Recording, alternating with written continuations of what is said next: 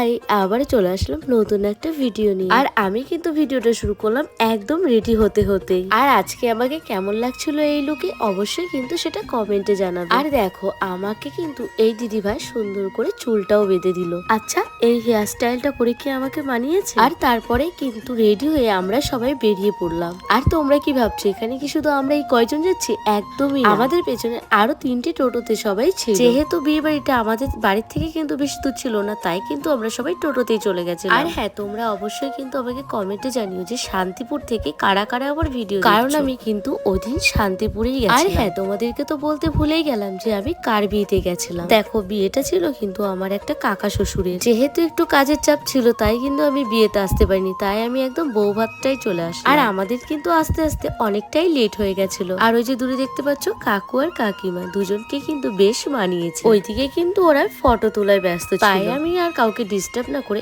আমি একটু পোজ দিয়ে নিচ্ছিলাম। তবে বিশেষ করে কিন্তু আজকে কিন্তু আমার সাজটা আমার পার্সোনালি খুবই পছন্দ হয়েছে। তারপরে দেখো পোজ দেওয়ার পরে আবার চলে গেলাম বউর সাথে আর একটু পিসি শাশুড়ির সাথে ফটো তোলার জন্য। যাই হোক, বিয়ে বাড়ি এসেছি যখন শুধু ফটো তুললে তো হবে না। আর এদিকে আমি আমার ননদকে পাঠিয়ে দিয়েছি গরম গরম পকোড়া আনার জন্য। আর বিশেষ করে কিন্তু বিয়ে বাড়ির আমার পকোড়াগুলো কিন্তু একটু বেশি টেস্ট লাগে। কি তোমাদেরও কি তাই মনে হয়? তাহলে কিন্তু কমেন্টে জানিও। আর এইদিকে দেখো আমি আর আমার ননদের মেয়ে পকোড়া খাওয়ায় ব্যস্ত ছিলাম। আর তার মধ্যে কিন্তু তোমাদের মতন ভালোবাসার মানুষগুলোর সাথে আমার দেখা হয়ে গেল। আর তোমরা যখন সামনে এসে কথা বলো, সত্যি বলছি ভীষণ ভালো লাগে। আর তোমরা আমাকে এইভাবেই ভালোবাসা দিও। আর আমার গলাটাকে কিন্তু তোমরা ইগনোর করে যেও, কারণ আমার শরীরটা খুবই খারাপ। আর এদিকে দেখো আমাদের কিন্তু ফটো তোলাই শেষ।